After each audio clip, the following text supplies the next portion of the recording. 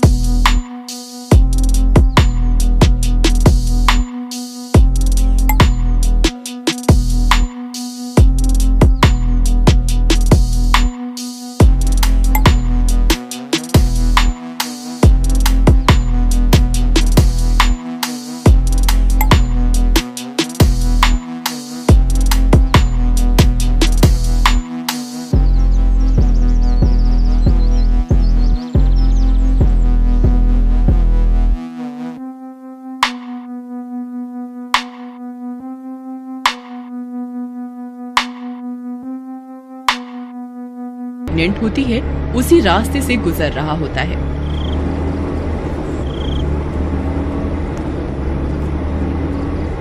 उस रास्ते पर एक बोर्ड लगा होता है, रात में इस रास्ते से जाना सख्त मना है, लेकिन रोहन उसे नजरअंदाज कर देता है और आगे बढ़ जाता है।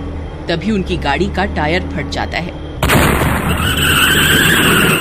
अरे ये क्या, लगता है गाड़ी का टायर फट गया है। ये तो बहुत ही बड़ी गड़बड़ हो गई। मेरे पास तो दूसरा टायर भी नहीं है, अब क्या करूं? अरे अरे जल्दी कुछ कीजिए ना, मेरा दर्द बढ़ता ही जा रहा है, मुझसे और बर्दाश्त नहीं होता, जल्दी कीजिए ना। सीमा, मेरे पास दूसरा टायर नहीं है, हॉस्पिटल पास में ही है, चलो हम पैदल ही चलते हैं। फिर वे दोनों सुनसान रास्ते में पैदल चलने लगते हैं।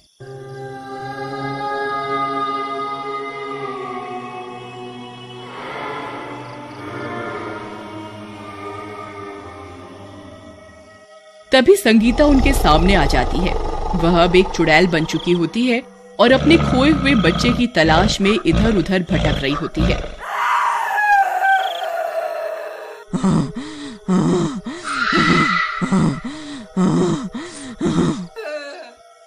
चुड़ैल को देखकर उन दोनों की हालत खराब हो जाती है।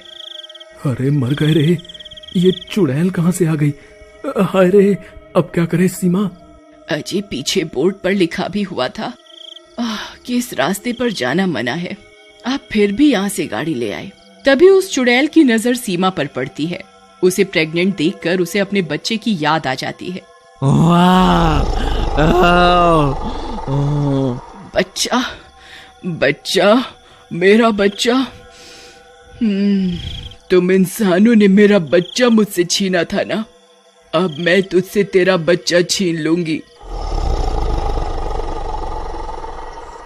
फिर इतना बोलकर वह चुड़ैल सीमा के पेट पर अपनी जादुई शक्तियों का इस्तेमाल करती है और उसके पेट से उसका बच्चा निकाल लेती है। अरे मर गए रे, हाय रे, बहुत दर्द हो रहा है जी, कुछ कीजिए ना, अरे मर गई रे। तभी वह चुड़ैल सीमा का बच्चा लेकर हवा में उड़ जाती है।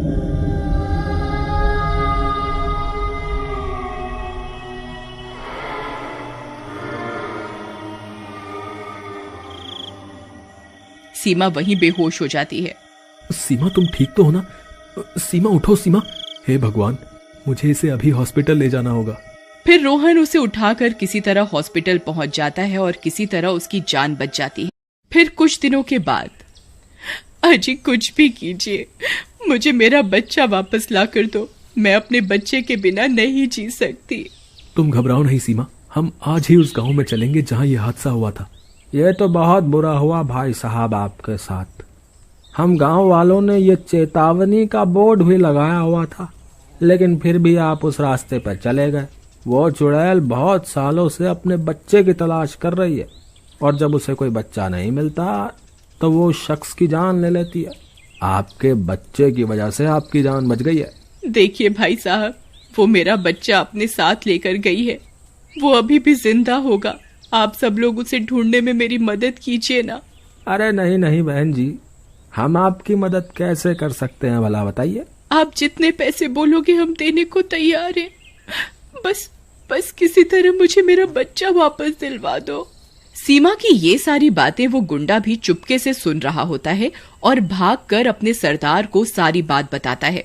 अच्छा, तो ये बात है। क्या कहा उसने? मुंह मांगे पैसे देने को तैयार है वो औरत। हाँ सरदार, यही सही मौका है बहुत सारे पैसे बनाने का। लेकिन हम उसका बच्चा वापस कैसे लाएंगे सरदार? अगर उस चुड़ैल ने हमें पहचान लिया तो वो हमें जिंदा नहीं छोड़ेगी।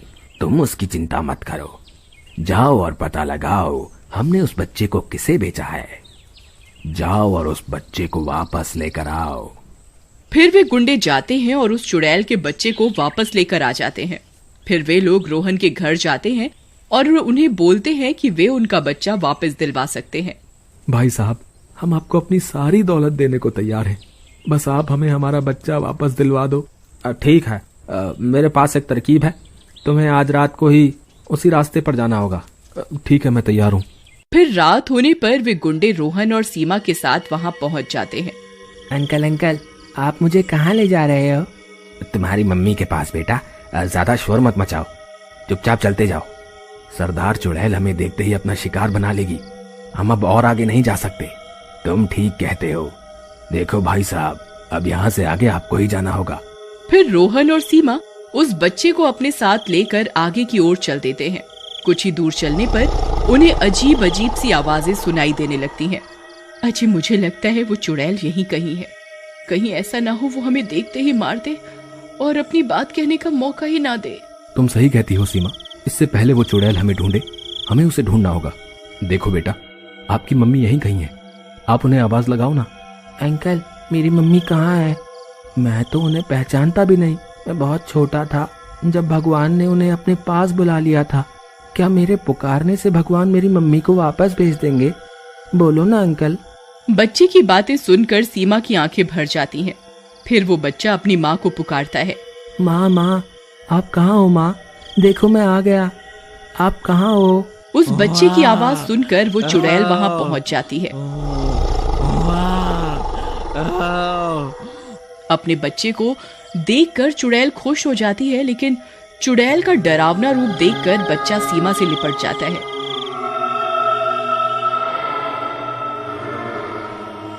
डरो नहीं बेटा, मैं तुम्हें नुकसान नहीं पहुंचाऊंगी। तुम मेरे बेटे हो। चुड़ैल जी, मैं भी एक माँ हूँ। जिस तरह आप अपने बच्चे के लिए तड़प रही हो, उसी तरह मैं भी अपने बच्चे के लिए तड़प रही हूँ। कृपा करके मेरा बच्चा वापस कर दीजिए। मुझे माफ कर दो। मैं अपने बच्चे की तड़प में अंधी हो गई थी और मासूम लोगों की जान ले रही थी, लेकिन बस अब और नहीं। आओ मेरे साथ, मैं तुम्हें तुम्हारे बच्चे से मिलवाती हूँ। फिर चुड़ैल उन्हें एक गुफा में लेकर जाती है, जहाँ उनका बच्चा उन्हें मिल जाता है। अपना बच्चा पाकर सुमन खुशी से फूली नहीं समाती, लेकिन वह बच्चा उदास होकर पीछे खड़ा हो जाता है। चुड़ैल अपने उदास बच्चे को देखकर दुखी हो जाती है। उसे पता होता है कि वो अब अपने बच्चे की देखभाल नहीं कर सकती, क्योंकि वो इस दुनिया को अलविदा कह चुकी है। चुड़ैल जी, आप फिक्र मत कीजिए। आज से आपके बच्चे की मैं देखभाल करूंगी। आज से ये भी मेरा बच्चा है। मैं अपनी जान से भी ज्यादा प्यार करूंगी इसे। ये सब सुनकर चुड़ैल खुश हो जाती है। तुम्हारा बहुत बहुत शुक्रिया। अब मेरी भटकती आत्मा को शांति मिल सकेगी। फिर इतना बोलकर वह चुड़ैल हमेशा हमेशा के लिए चली जाती है और सीमा रोहन अपने दोनों बच्चों के साथ खुशी खुशी रहने लगती।